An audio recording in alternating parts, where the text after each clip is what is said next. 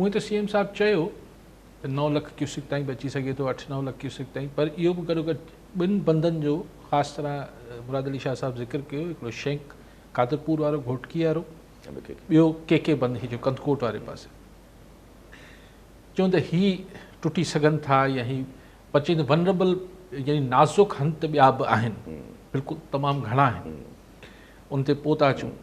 लेकिन यानी इहो हाणे मूंखे सम्झ न पई अचे त ख़ुदि जेको सिंध सरकार जो चवणु आहे, ख़ुदि सरकार जी जेकी पंहिंजा अंग अखर आहिनि त 12 लाख क्यूसेक गुड्डू बैराज खे को परेशानी न आहे, 9,60,000 क्यूसेक ताईं सखर बैराज खे को परेशानी न आहे।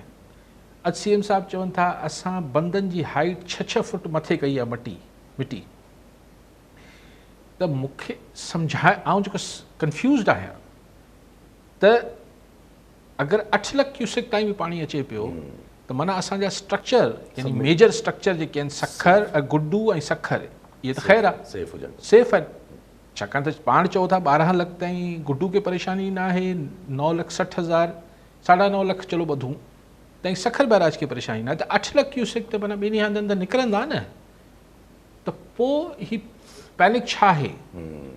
पैनिक इहो आहे त असांजा बंदि न सस्टेन करे सघंदा, मतिलबु इहो निकितो त बंदि न प्रेशर बर्दाश्त करे सघंदा, सोली सिंधी मतिलबु इहो थी वियो न। हाणे बंदि अगरि न थी सघंदा त पोइ सवाल इहो पैदा थींदो त छो? हलो जेको शेंक आहे उहो त दरिया जे पेट में ई हिकिड़ो ॿियो बंदि ॿधल आहे, पर 2010 जी ॿोॾि खां पोइ हीउ जेको टोड़ी वारे खे तव्हां मज़बूत कयो, तव्हां चओ त सभु बंदि मज़बूत थियल आहिनि असांजा, त पोइ हीउ छा थियो? पोइ सिर्फ़ु इहो न आहे, जेका अॼु आउं टाइम न्यूज़ ते जेको मूं मुख़्तलिफ़ रिपोर्टर्स जो ॾिठो पिए त इवन तव्हांजी जेका सजावल ताईं सिर्फ़ु के ऐं शेंक न, ही त मथे आहिनि, सजावल में बि मनारकी बंदि ऐं ॿिया बंदि, इवन हाला ऐं हिन भाणोट वारे पासे बि जेको आहे उहो बंदि बि। सो अगरि ही वनरेबल आहिनि त हुते अच्छा को एॾी वॾी का हुते को सरगर्मी नज़र अचे, उहा सरगर्मी बि न आहे, चयो वञे पियो त एतिरे किलोमीटर्स ते माण्हुनि जी कमेटियूं ठाही वियूं आहिनि, रिपोर्टूं टीम, त पोइ इहो ख़दशो पैदा थी वञे थो त अगरि पाणी आयो 8-9 लाख पाणी, त पोइ छा किथे जीअं पंजाब वारनि पंहिंजी स्ट्रेटेजिक जॻहियूं बचाइण लाइ पंजाब वारनि पाण कट हयां, असां वारा इहे चवनि कोन था, नथा चवनि, अलाह कंदो न हूंदो अहिड़ी सूरत हाल, पर स्ट्रेटेजिक हंधि बचाइण लाइ त मतिलबु तव्हांजा जेके स्ट्रक्चर्स आहिनि, पर अगरि बंदि टुटनि था त मूं पहिरें ॾींहुं तव्हांखे यादि आहे, अञा शुरू न थियो त मूं चयो त यार हिकिड़ो थींदो आहे कि 13-14 लाख क्यूसेक पाणी अची वियो, पोइ त अलाह ख़ैर पियो करे, 12 लाख अची वियो या 13 लाख अची वियो, पोइ त टोड़णो पवंदो, पोइ त ॿियो ऑप्शन न बचंदो। पर अगरि 8 लाख ते बंदि टुटी पिया पोइ त यार कमाल थी वियो, बिल्कुलु। पोइ त माना हेॾी तबाही ॾिसी चुका आहियूं 2010 में। इवन CM साहब बि चयो असां 2010 खां पोइ वॾो सिखियो आहे, वॾा असां बंदि मज़बूत कया आहिनि, इहा ॻाल्हि कयूं हुननि अॼु बि। हा, पर मूंखे सम्झ न आयो त ही पोइ बंदि एतिरा वनरेबल छो आहिनि असांजा, पैनिक छो आहे?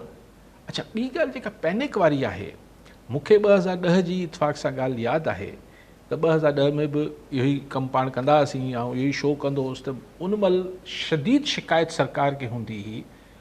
उन महिल शायदि मुराद शाह साहब इरीगेशन मिनिस्टर हुआ या चीफ मिनिस्टर न हुआ, फाइनेंस या इरीगेशन जो, बराबरि। त उन महिल सॼी सिंध सरकार जेका आहे उनजो हो त मीडिया पैनिक पई पखेड़े, मीडिया जेको आहे ख़ौफ़ पई पखेड़े, अहिड़ो कुझु कोन्हे, ईअं कुझु कोन थींदो, एतिरो पाणी न थींदो। मीडिया ते वॾी तनक़ीद हुई त मीडिया जेको आहे पैनिक पई पखेड़े, पर हिन दफ़े मूं ॾिसां पियो त ऊंधो किसो आहे, PDM वारा चवनि पिया 12 लाख क्यूसेक ईंदो, NDA में वारा सॉरी, उहे हाणे बि चवनि था 12 लाख क्यूसेक, 12 लाख क्यूसेक त माना अच्छा सिंध सरकार बि मतिलबु जीअं ॿुधाए पई त हीअं थींदो, पोइ हीअ टुटी सघनि था बंदि, हाणे बंदि टुटी सघनि था, कमिंग आउट फ्रॉम गवर्नमेंट त माना ॻोठाणो त इहो सम्झे न त जहिड़ो कर टुटी पियो। अगरि पाण धणी जेके आहिनि उहो चवनि पिया त हीअ बंदि टुटी सघनि था त माना मूं जहिड़ा तव्हां जहिड़ा माण्हू सम्झे न साईं, हाणे सरकारी जेको आहे हिन में घटि आसिरो पले वेठी आहे। एग्ज़ैक्टली सो पैनिक त हीअ जेको शदीद पैनिक थिए पियो, हाणे जेको के बंदि जा मां मुतासिर के बंदि त टुटो, अलाए 50 ॾींहं अलाए केसि ताईं पाणी वेंदो, अलाए केसि ताईं मामिलो वेंदो। तंहिंजे करे घणे माण्हुनि जो ख़्यालु आहे त टोड़ी बंदि टुटी न पए हा ताकी साॻियो रूट वरी हले। अच्छा, साॻियो रूट अगरि हलियो त हू जेको हू आहे कहिड़ी MNV जेको आहे उन ते कमु थियल ई कोन्हे। माना वरी जोही जा ॻोठाणा वेठा हूंदा, वरी दादू खां हटायो साईं पोइ ख़ैपुर नाथिन छा ॿुधंदो, पोइ साईं फलाण थींदो। अच्छा, अगरि पर त माण्हुनि में त पैनिक आहे न, ही जेके शैंक बंदि वारा हुन पासे वेठा आहिनि ॻोठाणा, हू परेशान त पैनिक हिन दफ़े इतफ़ाक़ आहे त मीडिया न पई करे, सरकारी इदारा कनि पिया। भई NDA में बि त सरकारी थियो न। अच्छा, अगरि चवनि त न सही हक़ीक़त माण्हुनि खे ॿुधायूं पिया त माज़ी में मीडिया बि हक़ीक़त ई ॿुधाए रही त अचे पियो नुक़सानु थींदो।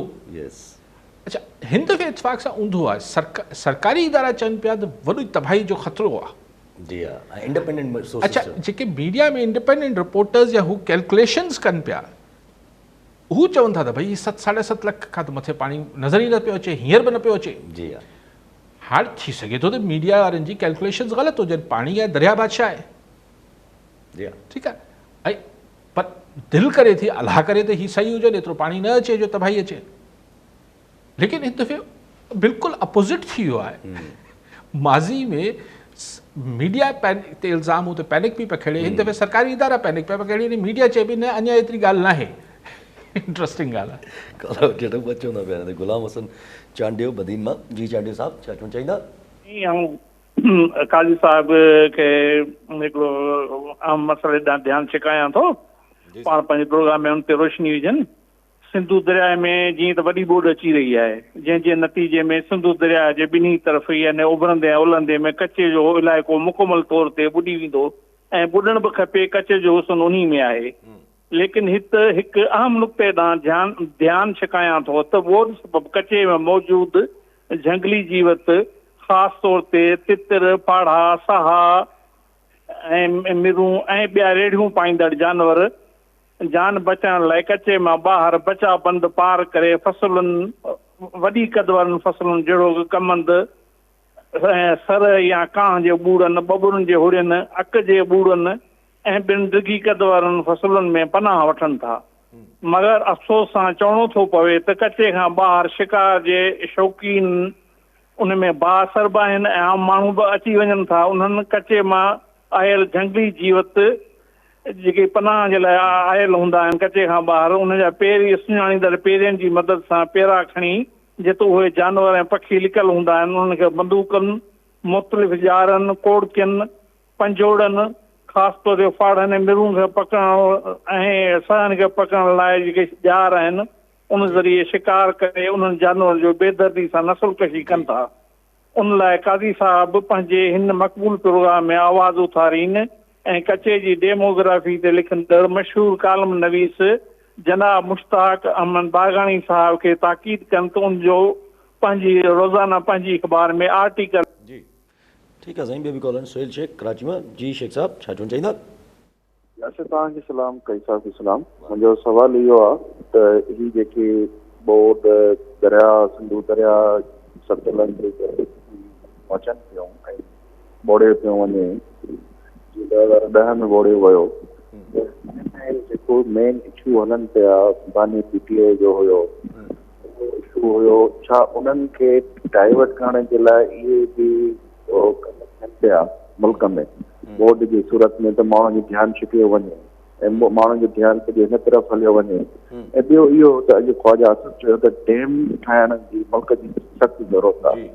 छा इहे पार्टियूं सभु मुतफ़िक़ थी वेंदियूं त ही मुल्क जा डैम जेके असां जे ख़िलाफ़ नारा हयासीं केनाल समूरा नामंजूर, छा वरी इहे ॿीहर वरी इहो पियो ऐं छा वरी इन्हनि साईं तव्हांजो आख़िर में आवाज़ु थोरो घटिजी वियो, पर साईं जी मक़सदु सम्झ में अचे पियो ॻाल्हि जो, त ठीकु आहे। साईं